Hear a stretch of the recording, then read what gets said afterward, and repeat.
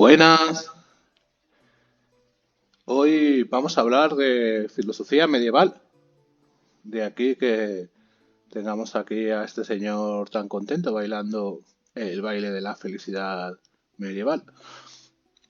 Bueno, la Edad Media, recordad, es el periodo que va entre la Edad Antigua y la moderna. Estamos hablando de una época en la que eh, se acaba el mundo clásico, que es el mundo de los griegos y los romanos, y empieza otro tipo, otros modelos de sociedad, la sociedad feudal. Hubo una serie de cambios sociales y también de cambios culturales que cambiaron, bueno, se movió mucho todo el panorama filosófico, etcétera, etcétera. ¿Qué diferencias hay entre la filosofía medieval y la filosofía antigua? Y más concretamente, ¿qué diferencias hay en la antropología filosófica? Porque ten en cuenta que todo lo que hemos estado hablando hasta ahora corresponde a la antropología filosófica, que recordad es la parte de la filosofía que reflexiona sobre el hombre, sobre la naturaleza humana, que es lo que estamos haciendo todo el rato, ¿no? Hemos visto la naturaleza humana para los griegos, para Platón y Aristóteles, para los presocráticos, y ahora vamos a ver la naturaleza humana para los principales filósofos medievales. Vamos a hablar de tres filósofos en concreto, que son Averroes, San Agustín y Santo Tomás. Bueno, lo primero que os habrá llamado la atención es que haya un filósofo que tenga nombre árabe, que es Averroes, que en realidad se llama Ibn Rushd, era cordobés de la Córdoba islámica, y luego hay otros dos que son cristianos y más concretamente santos. Una de las cosas que llama mucho la atención de la filosofía medieval es que está, digamos, supeditada, subordinada a la religión, a la teología, de tal manera que a la filosofía en esta época se la llamó Anquila Theologae, que es una expresión en latín que quiere decir criada de Dios, porque digamos que el modo de saber que realmente triunfaba en esta época y que era considerado el mejor y el más adecuado era la teología, el estudio de la palabra divina, de la Biblia, y la filosofía era pues como una cosa secundaria. No obstante, hubo varios filósofos que destacaron y mucho. Bueno, vamos a hacer un pequeño recorrido histórico, un pequeño repaso de la historia. El mundo griego entra en crisis y definitivamente son conquistados por los romanos, que convierten Grecia en una provincia romana. Y bueno, a partir del siglo V después de Cristo, el Imperio Romano también entra en una crisis muy grande y termina, ¿no? Termina, se divide en dos partes, se dividió, recordados, en el Imperio Romano de Oriente y el Imperio Romano de Occidente. El Imperio Romano de Occidente acabó en el siglo V después de Cristo, cuando Roma es conquistada por los bárbaros, definitivamente, la última vez que la conquistaron. Y el Imperio Romano de Oriente, la capital está en Bizancio, en la actual Estambul, cuando todavía no era una ciudad turca, era una ciudad griega,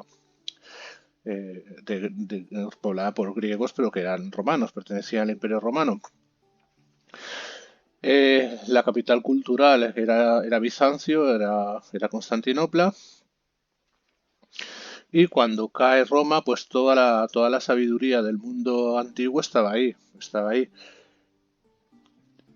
Eh, a partir del siglo VI aparece el Islam, aparece el profeta Mahoma, los árabes salen de la península arábica y empiezan a conquistar, se extienden por lo que hoy en día son países árabes, que es todo Oriente Medio, el norte de África, el Magrib, que originalmente eran territorios romanos. Entonces, países como Líbano, Siria, Egipto, eran provincias griegas, del Imperio Romano de Oriente, y eran ciudades donde se hablaba griego, porque originalmente habían sido colonias griegas y ciudades griegas. Cuando los árabes llegan a estas ciudades se encuentran con los libros de la cultura griega, empiezan a traducir todos estos libros de los filósofos antiguos, de Aristóteles, de Platón, de los presocráticos, y los incorporan a su cultura, a su bagaje cultural. En esta época, recordad, la capital cultural del mundo oriental era Alejandría, donde estaba la famosa biblioteca de Alejandría, donde estaba todo el saber de la época. ¿Qué pasa? Que en Alejandría se seguían conservando todos estos libros de todos estos grandes filósofos, pero en Occidente se habían perdido. Después de la destrucción de Roma por los bárbaros y con todas las vicisitudes de la Edad Media, de finales del mundo antiguo, pues se habían perdido esos libros. O se habían perdido o estaban en las bibliotecas de los monasterios donde no podía acceder cualquiera. Recordad que no todo el mundo podía estudiar. Quien quería estudiar se tenía que meter a monje y no era una sociedad, un modelo de sociedad donde la gente viajara mucho. Esto nos lleva a este señor, Averroes. Averroes era un filósofo cordobés. Esta es la estatua de Averroes, que está en Córdoba. Es el nombre latinizado, el nombre original era Abul Walid Ahmed y Muhammad ibn Rushd. Bueno, este señor se dedicó a estudiar toda su vida las obras de Aristóteles y a comentarlas. Y hizo una cosa muy interesante que fue, digamos, un poco fusionar la religión islámica con la filosofía griega. Esto le granjeó pues algún tipo de enemistad con gente bastante intolerante que había en esta época y que no eran partidarios de estas cosas, ¿no? De mezclar puntos de vista distintos. ¿Qué es lo importante de Imrus, de Averroes? Pues que al traducir las obras, al comentar las obras de Aristóteles, o sea, para comentarlas, las tuvo que traducir, ¿no? Y todas sus obras están llenas de fragmentos enteros interpretados y citas de obras de Aristóteles. En el siglo XII, perdón, en el siglo XII, sí, Alfonso X el Sabio crea la Escuela de Traductores de Toledo, donde se empiezan a traducir todas estas obras que en Occidente se habían perdido, pero que en las ciudades musulmanas de Al-Ándalus, en las grandes capitales, la gran capital cultural de España en esa época es Córdoba, es la ciudad islámica de Córdoba. Entonces, este señor Averroes, las obras de Averroes son traducidas en Toledo, en la Escuela de Traductores de Toledo, y a partir de ahí se traducen al latín y se distribuyen por toda Europa. Y toda Europa conoce o recupera otra vez el pensamiento de Aristóteles, muchas obras de Aristóteles a través de los comentarios de Averroes. Y Averroes se convierte en un filósofo reconocido en toda Europa. Se convierte en un gran maestro. Quien quería estudiar filosofía tenía que leerse los libros de Averroes. Esto también, digamos que a las autoridades de la Iglesia pues tampoco les gustó mucho la filosofía de Averroes. ¿Por qué? Porque Averroes llegó a afirmar una cosa que creó mucha polémica en su época, que era que cuando la razón y la fe se contradicen, no pasa nada, porque en realidad hay dos verdades distintas. La fe muestra un tipo de verdad y la razón muestra otro tipo de verdad, y ambas existen a la vez. Esto para nosotros es un poco extraño porque nosotros quiero decir, hoy en día la mentalidad que tenemos es que blanco y negro no puede ser a la vez, ¿no? Eh, pero en esta época fue la manera que encontró Averroes de poder hacer compatibles la fe con la razón, ¿no? Si yo, por ejemplo, el Corán en su caso habla de que Dios tiene una serie de atributos, ¿no? Y que existe, por supuesto, ¿no? Pero mi razón me da por pensar y yo llego a la conclusión de que Dios no existe. ¿Cómo es eso posible? Pues mira, bajo mi punto de vista racional no existe, pero bajo la verdad del Corán, pues sí que existe. Las dos cosas son compatibles, aunque sean contradictorias. Vale. Esto ya veremos cómo quedó, porque este enredo lo soluciona un poco otro filósofo. Bueno, el siguiente filósofo importante de la Edad Media fue San Agustín de Hipona, que es el primero porque es el más antiguo. Nació a finales del Imperio Romano, en el siglo IV después de Cristo, en la ciudad de Tagaste, en lo que hoy es Túnez, que entonces era una ciudad romana. Él de joven hasta su juventud fue pagano, seguía la antigua religión romana de los dioses romanos, pero se convirtió al cristianismo y se dedicó a leer y a comentar los libros de Platón. Lo que hace San Agustín es conseguir hacer compatibles la filosofía de Platón con el cristianismo. ¿Cómo hace esto? haciendo una lectura muy especial de Platón a través del dualismo platónico. Acordaos de este dualismo que tenía Platón, ontológico y epistemológico, ¿no? Ontológico, hay dos realidades, la del mundo de las ideas, que es la perfecta, y la del mundo que nos muestra los sentidos, que es la copia del mundo de las ideas, y que lo que nosotros llamamos real, lo que nuestros sentidos nos dicen que es real, en realidad es menos real e imperfecto, ¿no?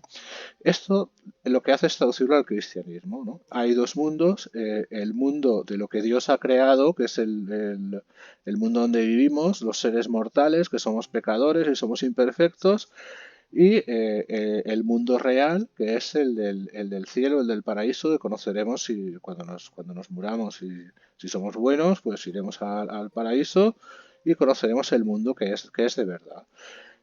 Si en Platón la manera de pasar del mundo, acordaos de la caverna, ¿no? Del mundo irreal de los sentidos al mundo real de las ideas, es a través del ejercicio racional, a través de la actividad racional, de la búsqueda que hace el filósofo, en realidad para San Agustín la manera de pasar de un mundo al otro es portarse bien, ¿no? Cumplir los mandamientos de la iglesia y si eres bueno, pues llegarás.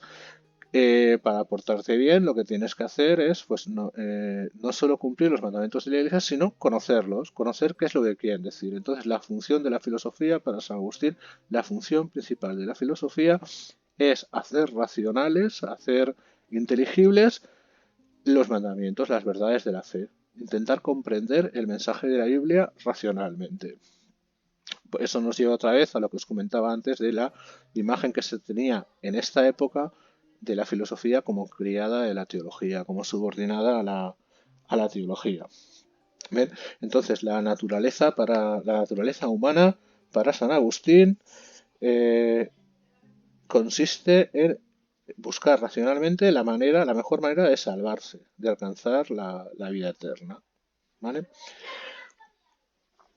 Perdón, perdonad. El otro filósofo importante de la Edad Media es Santo Tomás de Aquino. Santo Tomás de Aquino es un filósofo posterior que nace en una ciudad italiana que se llama Aquino en el año 1254, si no me equivoco. Perdonad, 1225, perdón. Fue un filósofo muy importante en su época. A ver, fue un filósofo muy importante en su época, fue profesor de filosofía en la Universidad de París, fue considerado el filósofo más importante de toda la Edad Media y bueno, hasta el final de la escolástica, hasta el Renacimiento, hasta la Ilustración, se siguió estudiando como uno de los principales filósofos, porque lo que hizo importante este señor fue hacer algo parecido a lo que hizo San Agustín con Platón, pero él lo hizo con Aristóteles, consiguió fusionar la doctrina de la Iglesia, la teología, con la filosofía aristotélica. Y lo que es más importante, consiguió solucionar ese problema que había planteado o que había intentado solucionar Averroes de la compatibilidad entre la razón y la fe. ¿Cómo lo soluciona esto Santo Tomás de Aquino? Él dice que no hay dos verdades distintas, solo hay una verdad, que es Dios ha creado el mundo con la verdad y solo hay una verdad. Lo que pasa es que se puede acceder a esa verdad a través de dos vías distintas, a través de la fe o a través de la razón. Son dos maneras distintas de llegar a la misma verdad.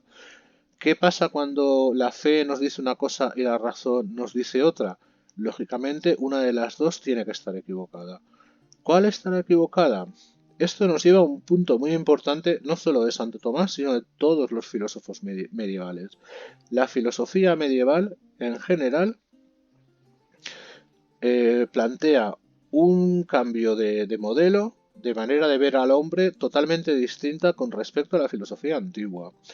Recordad que para los filósofos griegos, ellos hablaban, cuando reflexionaban sobre el hombre, hablaban de physis y de nomos. Esos eran los dos planos en los que dividían el conjunto de las cosas sobre las que se podía reflexionar. Si reflexionamos sobre el hombre y las cosas que hace el hombre, nomos. Si reflexionamos sobre la naturaleza y los astros y entonces eso es physis, ¿no? En ningún momento se plantean que la Física hubiera estado creada por un dios o por varios dioses. Eso no entra dentro de su, de su panorama intelectual. Sin embargo, en la Edad Media, para los filósofos de la Edad Media, en general para el hombre de la Edad Media, la naturaleza, lo que se ve, se divide ellos dividen el mundo en dos, digamos, en dos partes, que es el creador y lo creado. La Physis es creación, ¿no? El creador es Dios y Dios ha creado al hombre y a todo el universo. Entonces, todo el conjunto de... Puedes reflexionar o bien sobre Dios, qué es Dios, cómo lo podemos conocer, o puedes reflexionar sobre lo que Dios ha creado, que es el mundo, qué es el hombre, cómo funciona el hombre, ¿no? Cómo funciona la sociedad, etcétera. No hay fisicismos para los filósofos medievales. Hay creador, que se conoce a través de la teología, y lo creado, que se conoce a través de la filosofía. ¿Vale? ¿A dónde nos lleva esto? A que para Santo Tomás, cuando reflexionamos sobre lo creado es todo imperfecto, porque el hombre es imperfecto. Un punto muy importante sobre el que recae la atención de los filósofos medievales es que en su visión el hombre es un pecador, ¿vale? Porque es un punto de vista cristiano. Acordaos de la historia de Adán y Eva. Adán y Eva estaban en el paraíso pasándoselo chachipiruli, comen lo que no tenían que haber comido a la puta calle. Y a pasarlo mal, ¿no? A parir a los hijos con dolor, a trabajar para a ganarse el pan con el sudor de su frente, a enfermar, a hacerse viejos, a morirse, etcétera, etcétera, etcétera, etcétera. Entonces, todo lo malo que nos pasa es debido al pecado original. Debido al pecado original, el hombre se convierte en un pecador y lo que hacemos los seres humanos básicamente es meter la pata una vez detrás de otra y solo la fe en Dios y el amor a Dios pues nos libran de poder superar esa tendencia al pecado que tenemos. Entonces el hombre para los filósofos medievales es por naturaleza imperfecto, pecador. Es una naturaleza caída, que se suele decir, ¿no? Como caído en desgracia. Es una naturaleza, digamos, que no da pie con bola.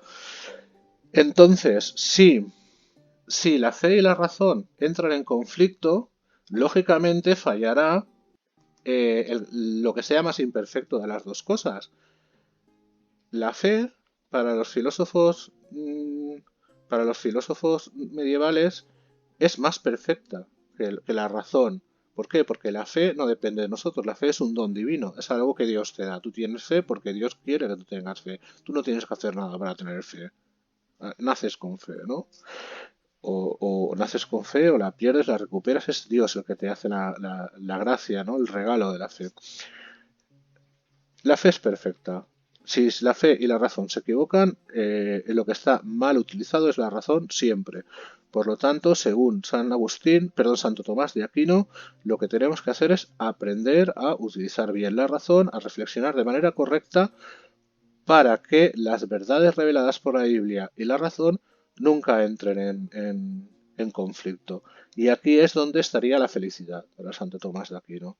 ¿Ves? Esta es la, digamos, su versión o su lectura del aristotelismo. Acordaos que para Aristóteles la felicidad está o consiste en aprender a utilizar la razón para elegir cuáles son los medios que mejor, de manera racional, nos llevarán a conseguir el fin último, que es la felicidad, y ese ejercicio de la razón que Aristóteles llama prudencia, a través del ejercicio repetido se convierte en un hábito que nos lleva a alcanzar la felicidad, como un hábito, como una manera de comportarnos. Aprendemos a ser felices, perdonad.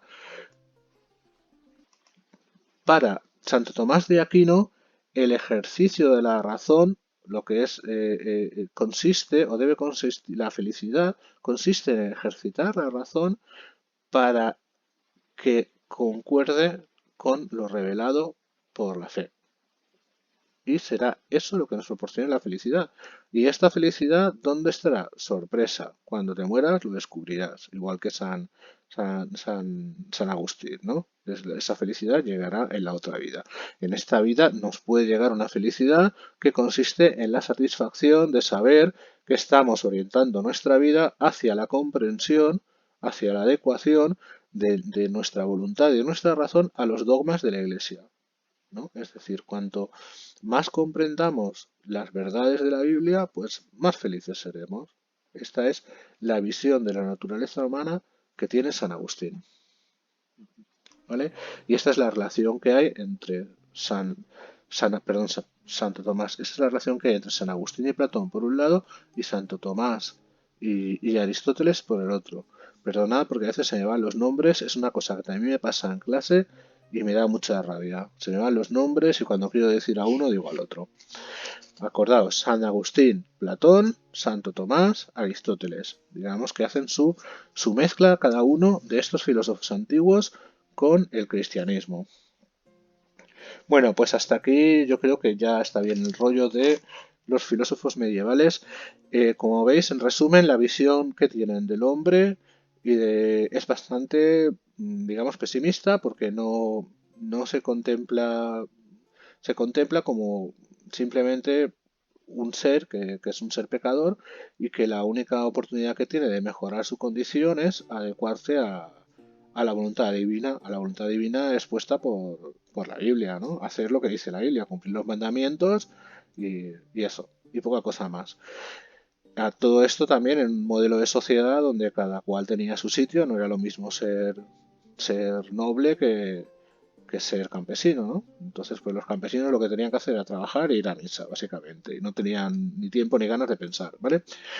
Bueno, eh, si vais a esta página que se llama Webex, vale, vale, para el carro. Esta página es para que hagamos una videoconferencia. Una clase por videoconferencia es como una especie de Skype, solo que admite más gente. Entonces yo puedo daros una clase y me podéis hacer preguntas, las contestamos, nos vemos y se puede grabar también. De manera que para los que no tengáis cam, pues puedo intentar grabarla. Si no pasa ninguna cosa así extraña técnica que lo impide, grabarla y subirla al blog. O sea, necesitáis cam y conectaros. Mi intención es que el miércoles, la clase de miércoles, la hagamos por videoconferencia. Entonces, la vamos a programar la videoconferencia para el miércoles a las 12 de la mañana. Entonces, os metéis aquí en la página de Webex, ¿vale? He hecho un poco para atrás. Tomás de Aquino, ¿no? A ver, aquí. Buscáis Webex en Google, ¿vale? Leáis aquí, reuniones en línea, se os abrirá la página esta y vais a iniciar sesión. Iniciar sesión, meetings. Perdón, no vais a iniciar sesión. Ahí es donde tengo que ir yo, no me hagáis caso. Aquí es donde voy yo. Yo voy a iniciar sesión. Yo voy a iniciar sesión y voy a programar la videoconferencia. A ver, tiro para adelante. Aquí. Tiro para adelante, entro, no me deja, como en clase, igual que cuando estábamos en clase. Todo mal, Ramón, todo mal. Ay, tengo la garganta destrozada. Aquí, pero no es coronavirus, es hablar. Vale, voy a entrar. Vosotros no tenéis que entrar por aquí. Esto es mi sala. Luego os explico cómo tenéis que entrar vosotros, ¿vale? Vale, voy a programar la clase, la videoconferencia, ¿vale? Clase de filosofía. Vale, entonces la vamos a programar para... Vale, la uno porque va a ser la primera.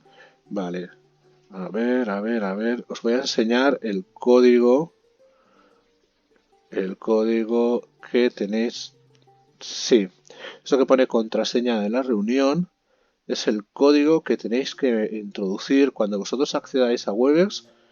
Os dirá a qué. a qué clase tenéis que acceder, al aula o clase virtual, y tenéis que meter este código de aquí.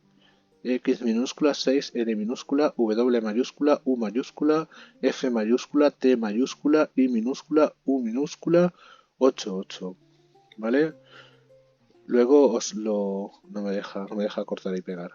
Es igual. Luego os lo mandaré por Ítaca o por el correo para que lo sepáis todos. Y voy a programar la clase ya para el miércoles. El miércoles no, eso es marzo. Ramón, estamos en abril.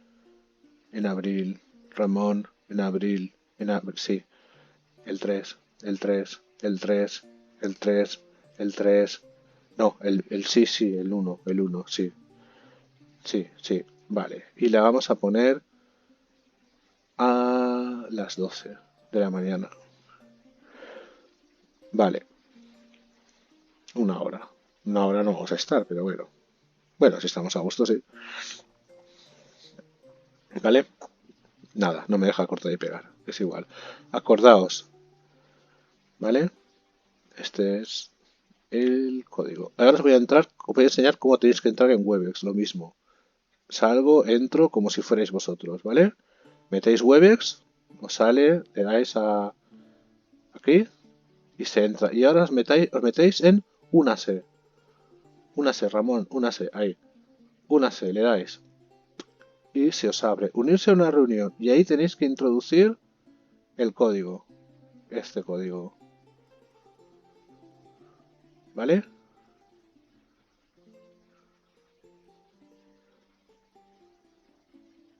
Y a las 12 de la mañana el miércoles. Nos vemos en Webex. Bueno, pues eso es todo. Eh, Como siempre, disculpad que haya tardado tanto en subir el vídeo, pero he estado toda la tarde peleándome con distintos problemas técnicos. De hecho, este vídeo es la grabación de otro vídeo que he grabado, pero no se me ha grabado el audio. Entonces he tenido que volver a